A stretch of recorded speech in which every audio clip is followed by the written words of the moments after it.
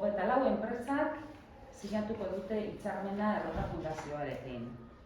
1.300 langile baino gehiago ordezkatzen dituzten 24 enpresak. Eta aurten 2 pilotaje jarriko ditugu abian.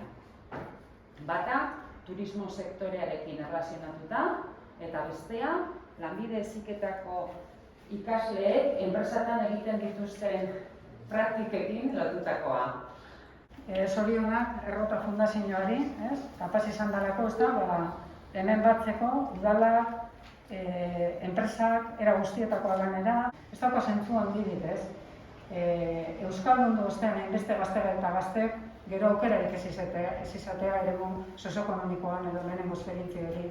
Eta zer frogatu duzu ezuek? Posible da, posible da hizkuntzan kudeaketa hori egitea, euskara planakaz eta, gutxienez hausnarketa hori egiteko, Nor egin da ahaleginik nagusiena? Haur eta gaztetxoetan, hezkuntza sisteman. Hor egin da, horriz egin da ahaleginik handiena seguruenik, eta hor lortu da baita be ekarpenik handiena gure gizartearentzat. Baina, klaro, lan mundure saltoa egiten da benean, bermatu behar dugu salto hori be, euskeraz be egin daitekela. Guk ez dugu behar hizkuntza bat umeenzakoa. Behar dugu hizkuntza bat danontzat, adin guztietakoentzat eta esparru guztietarako. Eta bestela jaideko.